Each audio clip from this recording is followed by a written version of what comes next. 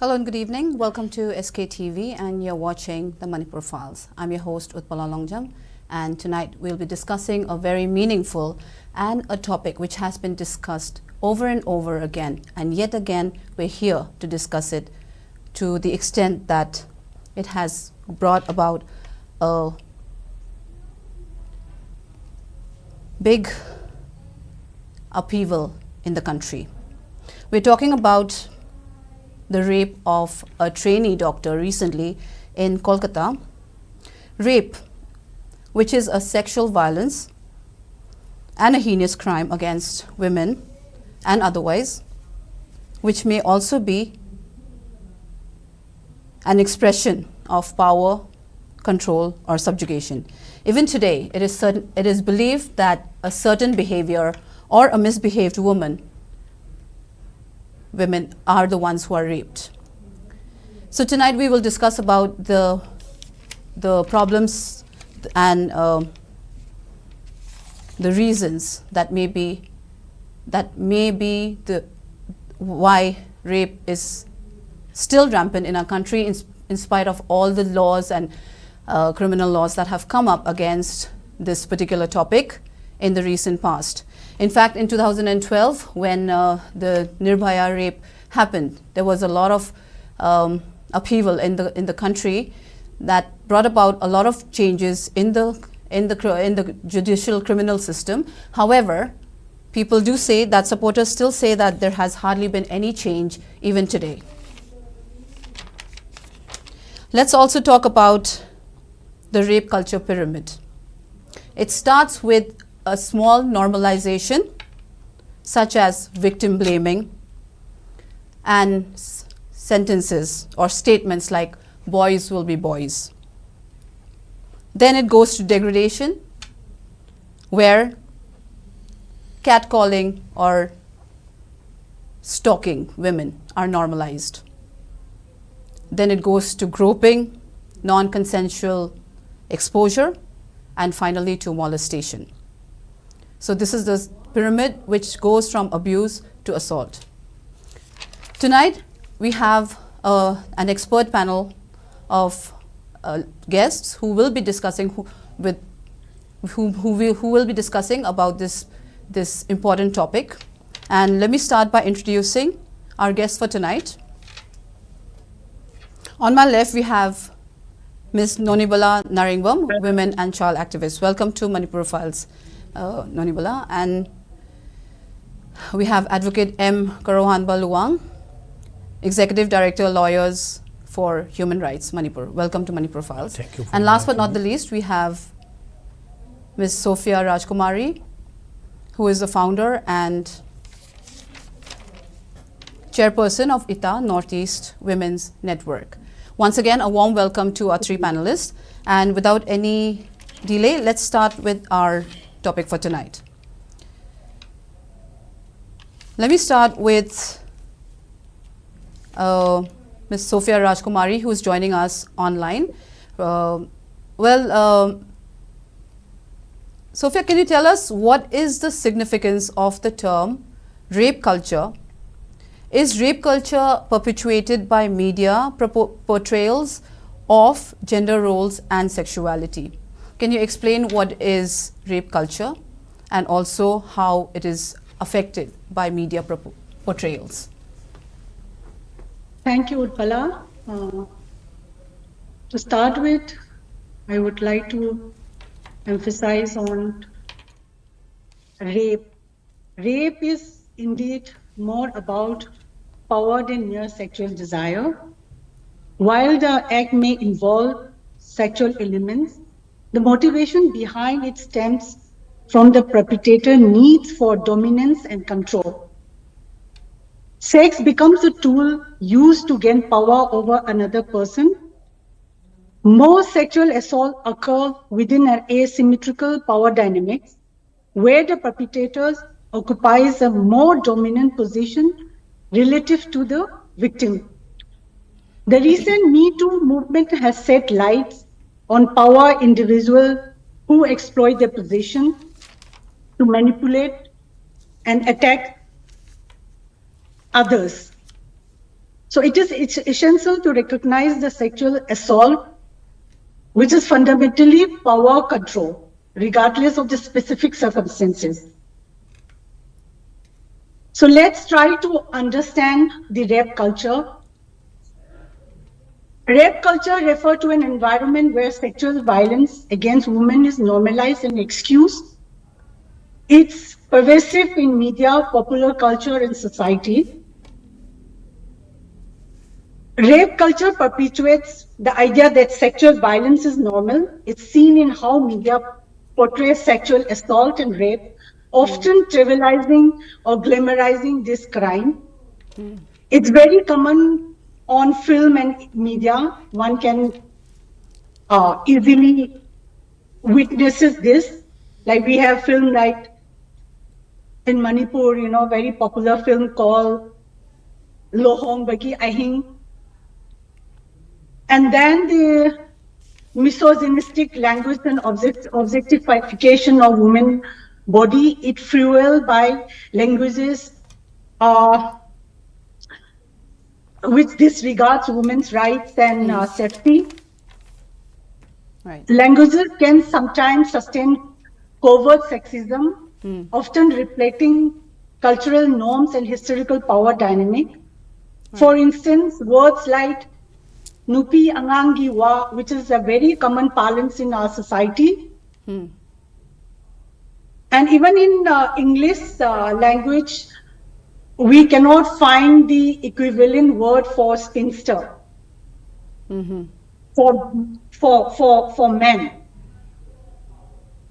Like we have a spinster, a single woman for women, but we don't have a word for English word for male spinster. Right. So this linguistic nuances can, slowly shape our worldview and behavior. It's essential to recognize and challenge such language to promote a more compassionate and equal society. And another very common prevalence is victim blaming. Instead of focusing on perpetrators, rape culture places the burden of responsibility on victim. Questions like, what was she wearing and how did she get herself into that situation? Yes. I mean, this is very common. You open the social media, you will find, or that woman was,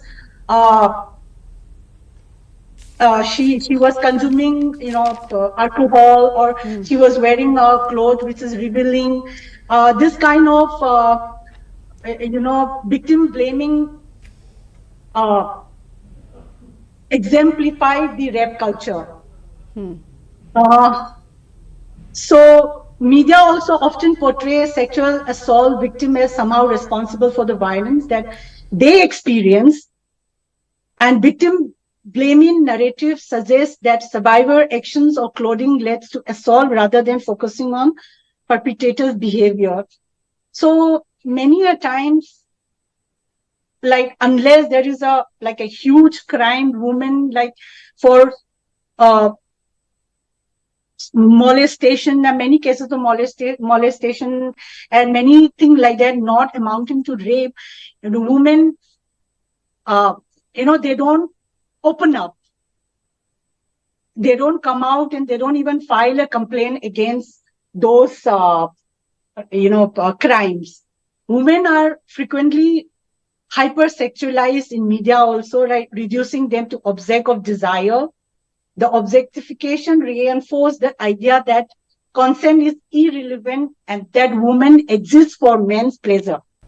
So this is again, very common. Like we do not consider women have a desire, a sexual desire. We think that we are there only to meet men's sexual urge.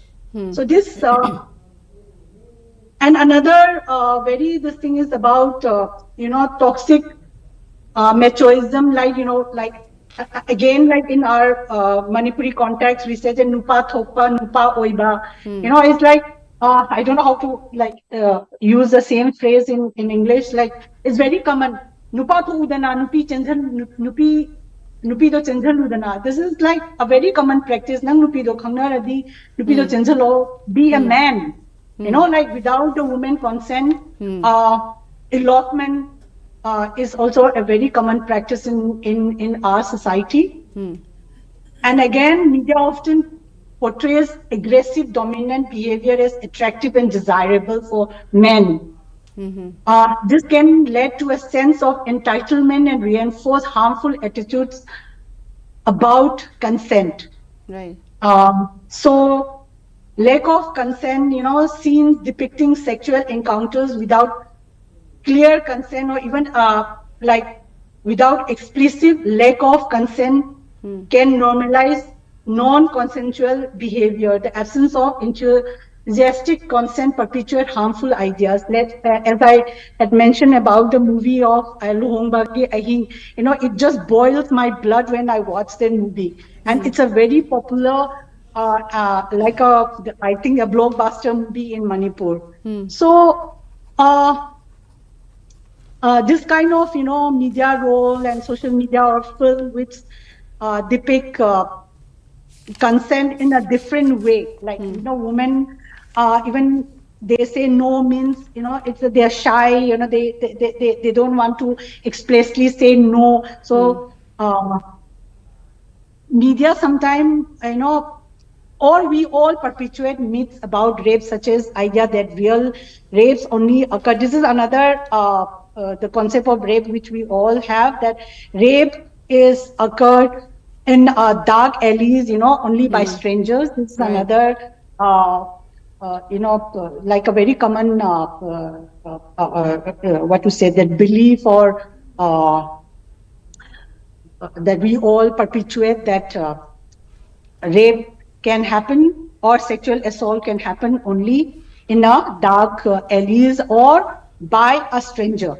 But which is actually not always all the time, and in many cases I think other panelists will add me on this, especially Miss NONIBALA, because I have come across many of the rape cases or the sexual assault cases are inflicted by people known to the victim. Right.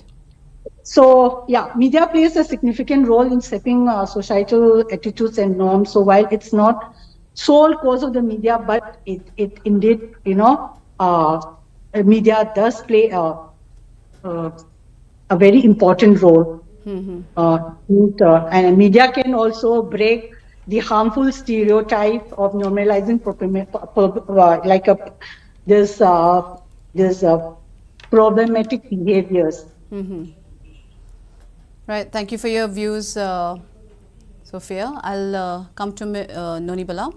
Well, a male doctor commented on social media where he says, before you say not all men, we need to realize that all the women in the country feel unsafe, and that's a problem.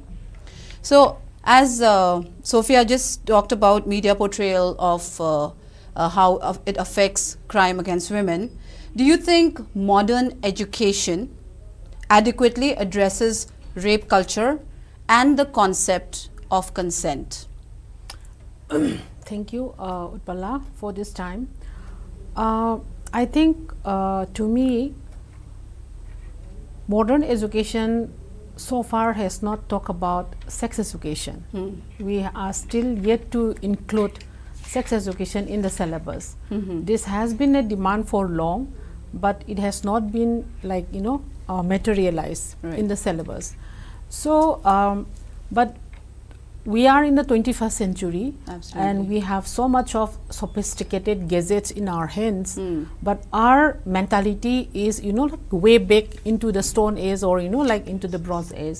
Yes. So, like, the way we think, the way we live, the way we are cultured is completely contradictory, because we are never in like, if I take the families in Manipur, how many families talks about sex education? Yes. How many family talks about openly about menstruation? Right. How many men knows about the uncomfortable experience that women experience during menstruation in these 5 days, how many institutions, whether it is government or like the non-governmental offices, even these media houses, how many of them give relaxation to women for 5 days? Yes. So these are so many things which are still under the carpet. We are still so afraid to talk and so afraid to discuss about, because if we start discussing about sex, if we start discussing about sex celebration in the school, the problem is, are we are the teachers trained to talk about sex education to the students? Because teachers are also not prepared. Yes. Because that in the teacher training syllabus, sex education is not included. So it's still a taboo. Nobody talks about it. Yes. Nobody discuss about it. But at the same time, this has become, because of our sophisticated gadgets, we live in Manipur, but our dress, our mentality, our food is is very global. So though my mother may be a vegetable seller, but I have to have a 30,000 rupees gadgets with me. Yes. So which I can roam around the world. I can see what is happening around the world. So there is a curiosity among the dominant group. I would say the dominant group, because the way we culture our children, boys and girls especially, we culture them in a very different way. We give blank checks to the boys. We have lots of do's and don'ts for the girls. So when we bring them up, when we culture them up, like Sophia also said that men are men. So that's how the society has brought up the, we are brought up in that way. So the question is, since the global speed is so, like India is trying its best to become the, one of the biggest country in the world in terms of economy, in terms of democracy, whatever it is. So are we as a person in Manipur prepared for it? Does the government have a policy of sex education? Does the, and how, because when we talk about rape culture, when we talk about media like Lohong Bagi Ahing and all, same with me, it boils my blood. Absolutely. At that time. Right. So if you look into the media, how many films, apart from the documentary film, besides the documentary films are a different category. So if we look into the medias, like especially in the Manipuri film, how many films have talked about women empowerment? How many talk about equal representation of women in institutions, equal voice being, listen or heard? We have not, because whenever we look into the media, because film media is a very, very important medium Right. to change the society. It's the mirror of the society. So if we look into the any film, it shows how much we are going backward. We are going backward so much. Right. We are not even seeing, we are seeing that we are still portraying women to be very submissive. Yes. And men to be very dominant. So my question to the society or to the people of the state is, who gives license to men to beat a wife, to beat the children, Yes. to assault a woman? Yeah. When we talk about the power of men, it is a society that you and me are living in. We are the one who is giving them the blank check, and whatever they can do, we are giving them the right. Right. We are giving them the guarantee that, oh, okay, fine, you go ahead. So I think unless we talk about freely about the sex education, because there are a lot, the curiosity level is too high. Yes. Now. It's very, very high. Among the youths, among the adolescents, even among the children. Because if I mention that children nowadays are so addicted to mobiles. Yes. Without mobiles, they don't eat. Without mobiles, they don't sleep. Without mobiles, mother cannot do anything. So now, like, it's being given. So my question is, when a 5-year-old boy or girl are given with these sophisticated gadgets, is the channel being scanned or being checked, Monitored, yes. Right. Who is doing this monitoring? Right. So I think these are because our kind of culture has to be, I would say, has to be changed because the world is changing so fast. Absolutely right. World is changing so fast at 360 like speed, and we are still in the stone age that girls should not do this, boys Yes. should do this, women should not wear like this. Why women are going in the night? Why Independence Day? We are already we celebrated Independence Day, but the question is, are we free to move around at 10 o'clock, 11 o'clock? Very true. My duty, because if I take the reference of doctor of Kolkata, the principal of that institution said that why she had gone into that, like The seminar room. seminar hall alone, because she So again, it comes to victim blaming. Yeah. So the question is, whenever something happens, the even during Nirbhaya thing also, same Right. thing. Why she Why had was to she- go with her boyfriend in the middle Night. of the night? Yes. So I think it is time that parents and members of the society, we have to take responsibility to make understand the boys and girls the respect of human value. Absolutely right. Unless we give them the respect of human value, which I think maybe in the second round I may say, but now I may, since I should not forget it, the family has a big role to play. Absolutely true. The family is the first institution, and from here all this kind of linguistic nuisance are started coming Yes. up. Right. And obviously the second institution is the schools, the college. Yes. I absolutely agree with you on this, Nonibala. And we'll come to that. I do have a question on gender equality. But before that, before I come back to you again, I'd like to ask Advocate KOROUHANBA. The reason I called you is to also give a view about this particular topic from the opposite gender. Now, gender roles and masculinity, they do affect traditional ideas, and they influence the attitude towards consent and sexual violence. So as a member of the opposite gender, can you throw some light on what a man might be thinking if he is, or let's say a perpetrator, what would be going on in his mind, and how is that affected by his traditional or cultural upbringing? Thank you, Utpala, for giving the time for sharing some ideas from my side.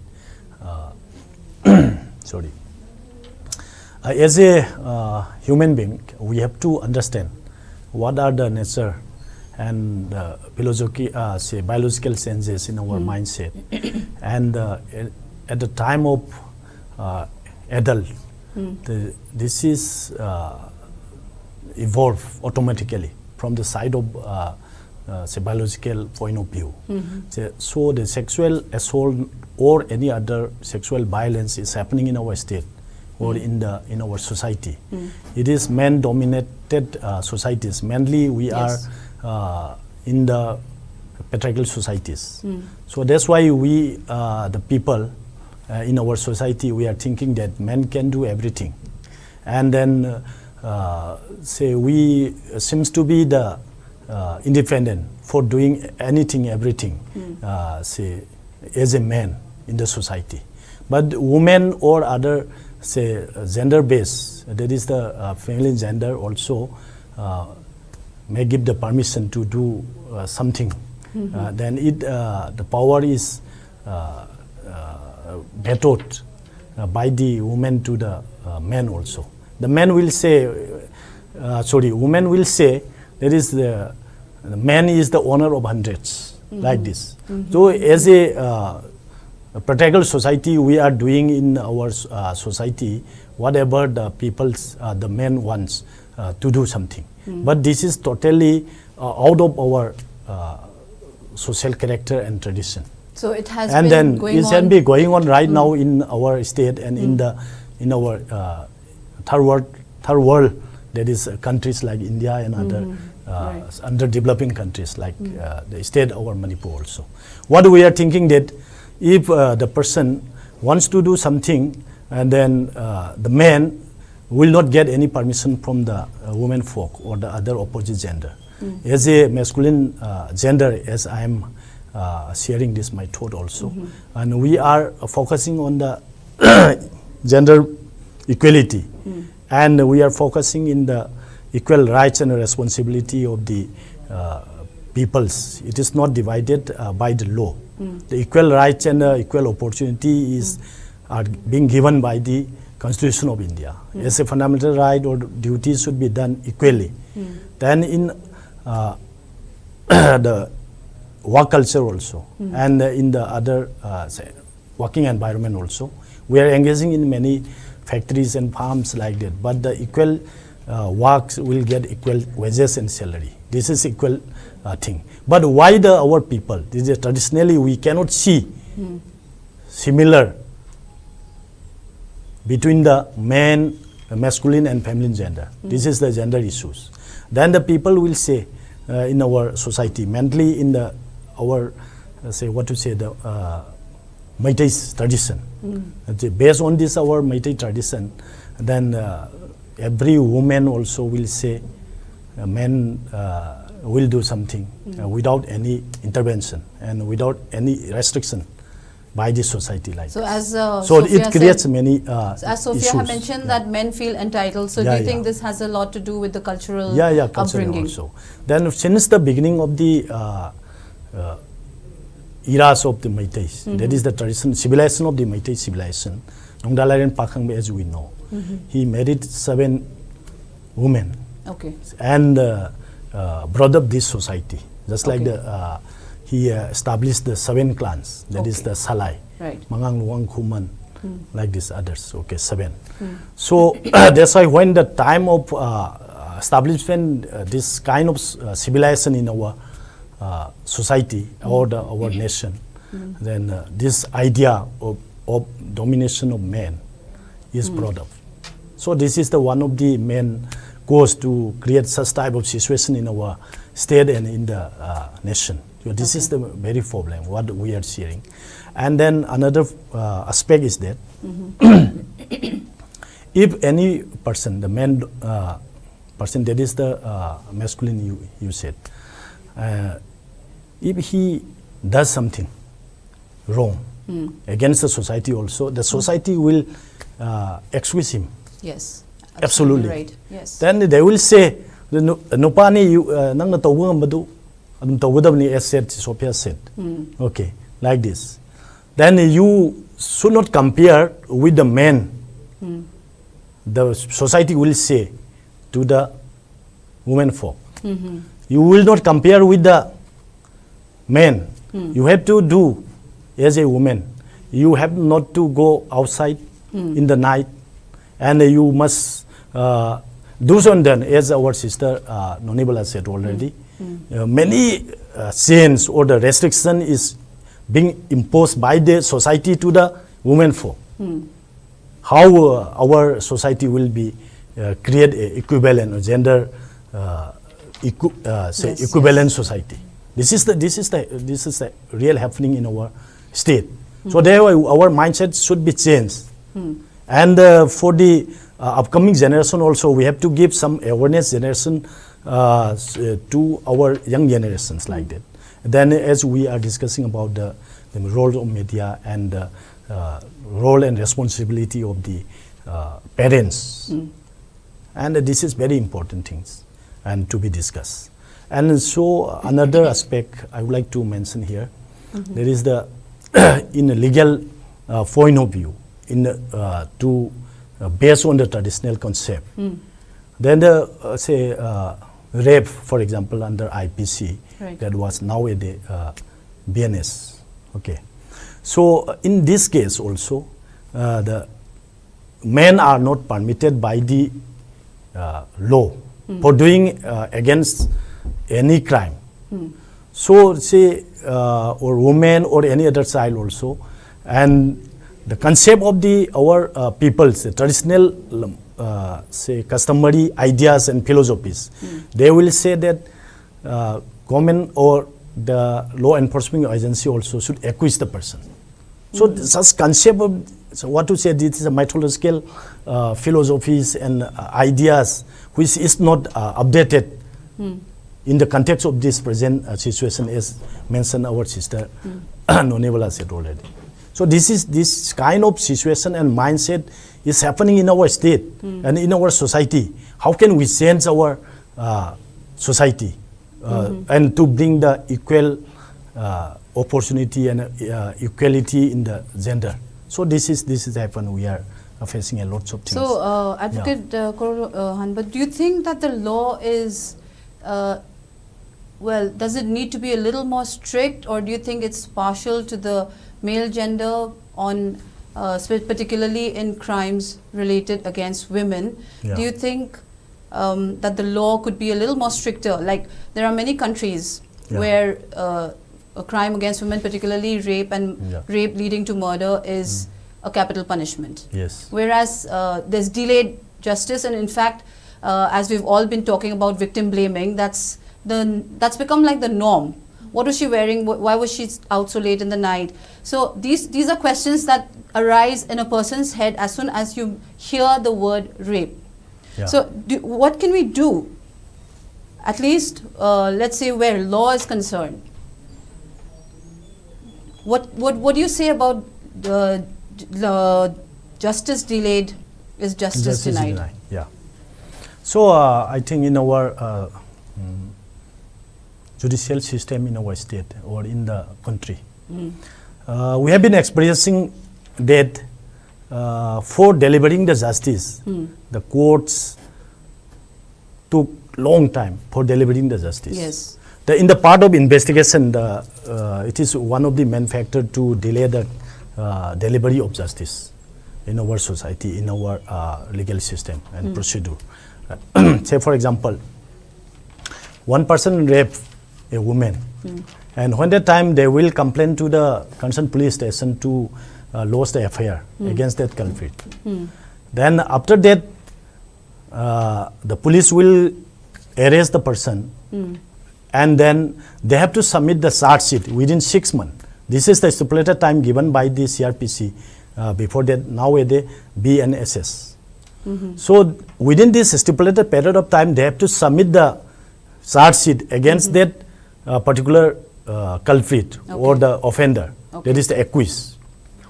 But in our investigation part, it is even 3-4 years also they could not submit the charge sheet after investigation is completed. So this is one of the problem. And then the man may be arrested by the police when the time of lodging the FIR. Then they will take the police remand for 15 days or 7 days for investigation. And after that, they will stop the investigation. And person will be going to the jail, that is the judicial custody, for the 15 days. And after that, the police team, the investigation officer will stop their investigation part. Then they will change their, they will divert their duties also, because they have many duties as a law enforcement agency. So they will take long time, that maybe 3-4 years like that. Then in my experience, I have been dealing with many cases regarding this rape. Then many, nowadays pending 5-6 cases are pending in the subordinate courts, trial courts. Still they are not submitting the charge sheet. So the trial could not be started right now. I'll come back to you with that. A lot of questions related to that.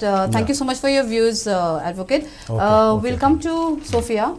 Sophia, well, we all know that as per the statistics, there's one rape reported every 16 minutes in India. And that's, we're talking about reported. We're not talking about the ones which are not reported. So can you tell us, how can we effectively disrupt rape culture? What are the things that we as women can do, and what are the things that would, like as I mentioned earlier, that effectively disrupt rape culture. Yeah, please give us your views on that. Utpala, in order to effectively disrupt or break rape culture, we need to work collectively from the basic core grassroots level. You know, like individual, society, community, all of us need to unitedly work together. The very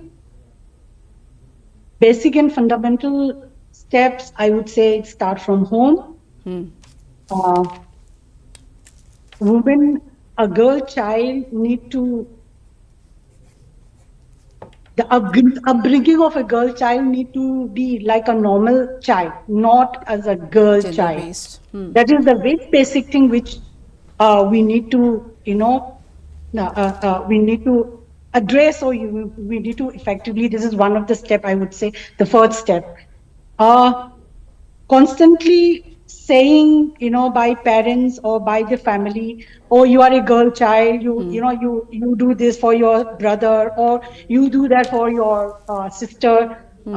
This kind of undermine the child confidence as an individual. So this has to be addressed, you know, like each one of us, and especially the mothers and the family. And then another very major this thing I would like to address is the consent.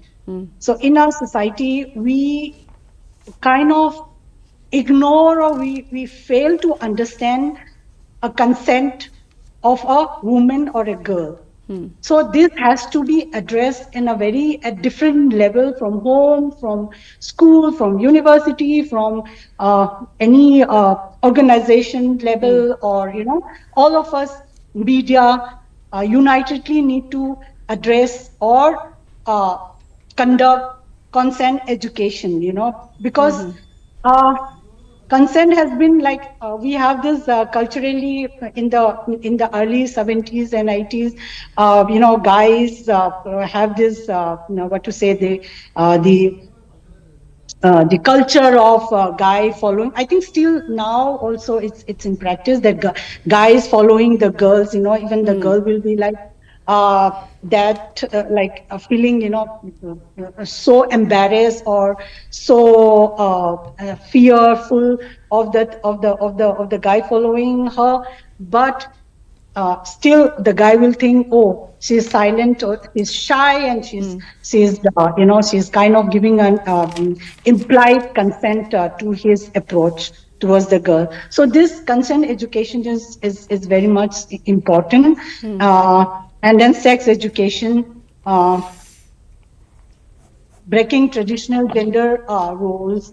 Okay, so consent education, like teaching consent, goes beyond, you know, like just feeling that, what you say, that that silent is not yes, you know, so that has to be imparted at different level. So, I mean, modern education is gradually shifting towards a culture of consent, emphasizing more dialogue, understanding, and respecting relationship. But there's still a lot of work to be done to eradicate rape culture and promote a healthy attitude towards consent. So, I would say the very, very basic thing is start from the family, and, like, you know, the consent in context to Manipur culture, we need to understand the term consent, what consent means.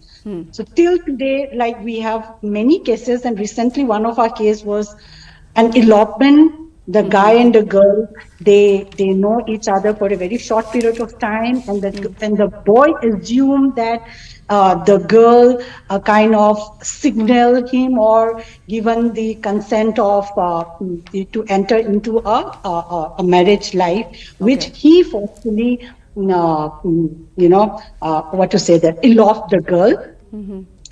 Then not only it doesn't stop there, So after the, culturally, the girl has been taken to the boys' home. The next day, she was taken to her house with proper whatever rituals. And the parents, when the girl said, when the girl reached the parents' home, and then when she expressed her, that she was not, agreed to the elopement. The most alarming part is the society and the girls' parents. They not the girls' parents, sorry, the boys' side. They said, where there is, she didn't scream, she didn't throw any tantrum, she didn't try to commit suicide, she didn't jump out of the car. So where is she not consenting to this elopement? Oh. They just fail to understand, despite telling, trying to sending mediators and trying to tell this is not a consent elopement. They just fail to understand, and then they even threaten that we can go to the extent that this will malign the reputation of the guy, and we can go to the court of law and police and blah blah. So this is like very unfortunate that we don't, even though the girl may be having a relationship with the guy, without her consent, without her willingness to enter into something, we cannot go into into that arrangement. This part we all fail to understand. So we need to really work on consent education in our society. Right. And I don't blame the boy also completely, because he has been brought up in that environment. Yes. His upbringing is like, oh, your boy has to be like this. Yes. The girl has to serve like this, and it's the boy who has to assert his right or his, advances towards the girl. Girl cannot express his, oh, I like this guy.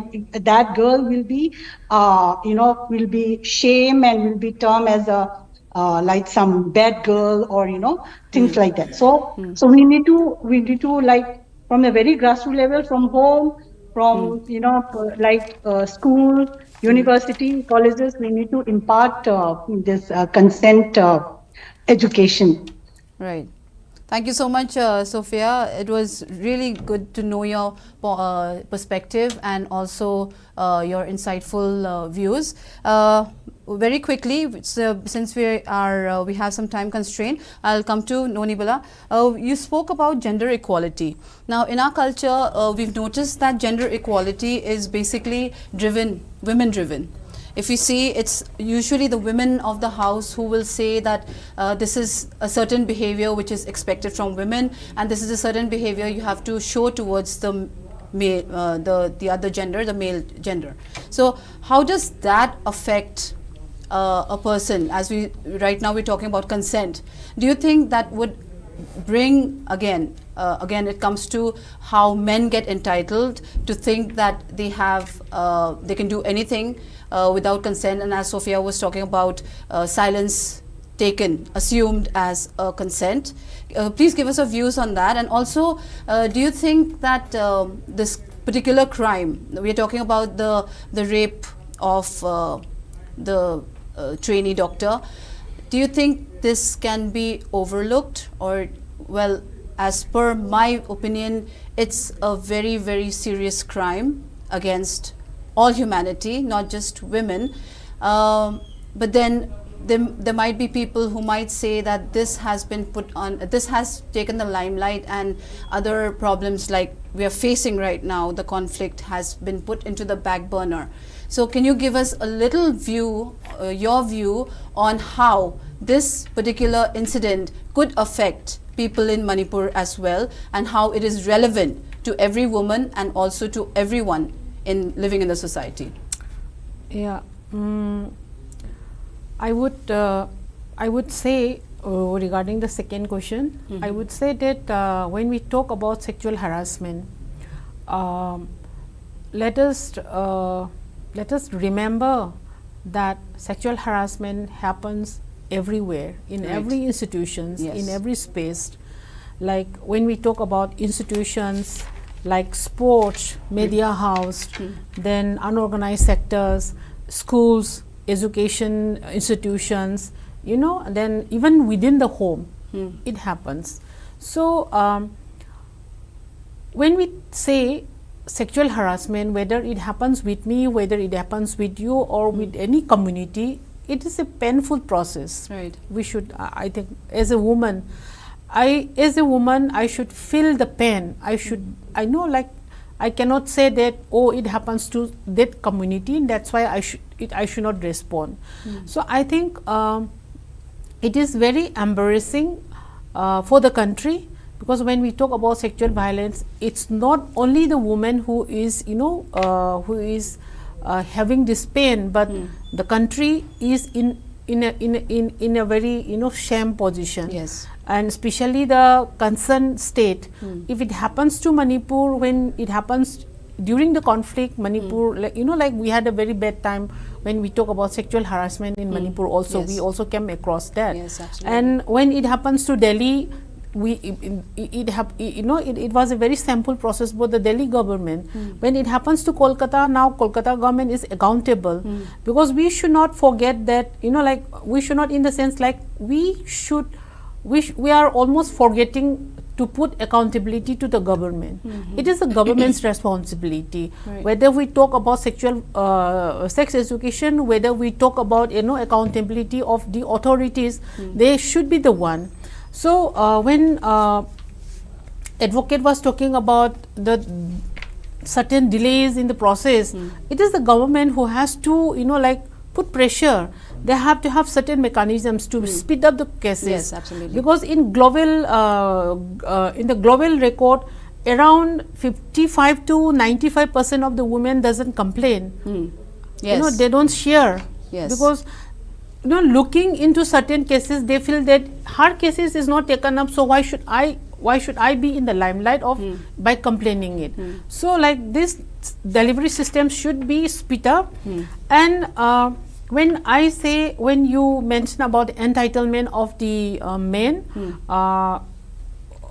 within the society, I would say, just to shorten, within the society, I think it is very important to take to shared responsibility. Yes. Shared responsibility. When I say shared responsibility, it is, you know, responsibility of, you know, education, responsibility of mobility, responsibility of, you know, respect. Everything should be shared responsibility. And I'm not saying that the society, one section of the society is bad, but we have to look in a very holistic way. When we talk about men and women, we are segregating the two. But when I say the society as a whole, the society definitely has big role to play in it. Absolutely. We have a very big role to play. And our approach should be, as I said in the very beginning, the world is moving very fast, and if we stuck here that women should put on this, men should do this, then I think we are completely going back, and we will not be able to catch the bus. Yeah. Thank you so much for your views. Very quickly, because of time constraint, Advocate, we just have about 2 minutes. Can you quickly tell us how men can hold each other accountable for normalization of sexual violence, and how can they take up the responsibility, as NONIBALA was saying, of addressing and preventing sexual violence both in their personal lives and in society? In 2 minutes, can you quickly tell us? So we have to understand the situation of our state or legal say legislation to prevent or protect the women from the sexual violence or any other crimes. Right. That the men should know what are the legislation are imposing and implementing in our state. And say for giving the punishment at least 10 to life imprisonment. This is the punishment is given by the act. Then many accused person were convicted by the court, trial court, and they were living in the jail, and they are living in the jail right now. That is the judicial custody till the end of their life. So we have to understand this legislation, but the government also has to do and to give the awareness for this regarding this case. There is the sexual violence or any other violence also, the government has to take up the process for quick process, as our NONIBALA said, to speed up the cases. Right. In the case of investigation, in case of judicial proceeding, to complete the legal procedure, to deliver the timely justice in the natural justice, likewise. Right. Then another last point I want to mention here, that is in the society as a man, we can have some strength, say bigger strength from the women folk. Okay. But we have to understand what are the situation and conditions happening in the minds of the women, and they have many fearness, Yes. and they have many weak points. But we have to promote them to bring up as a equivalent society, Right. in the same way, Right. as men do and women can also do. Okay. Like this. So we need gender- in this thing, gender we have equality. to bring gender equality in our society by helping by the men folk, mainly. As a man also, I would like to mention here, I have to support my wife, and I have to support my daughter, I have to support my other women folk, to change their mindset also, and to bring them up in the gender balance, Right. gender equality in our society. Thank you so After much. that, we will have a good relations, a good Yes. culture A good in our society. society, good society. Thank you so much on this thing. for all your views. I'd like to thank all our three panelists for their valuable insights. And well, what we can take away from this discussion today, from this debate, is that one question is, do we need stricter laws to prevent such incidents happening in the future? Now, what we can take away is sex education is a must. Stalking should be prevented by consent education, breaking gender roles at home, and silence is not yes. So viewers, thank you so much for your time and for watching our show, and please do stay updated and aware, and people need to share responsibilities as a community. Thank you so much for watching our show tonight. I'm your host Utpala Longjam, signing off for tonight. Thank you and stay safe.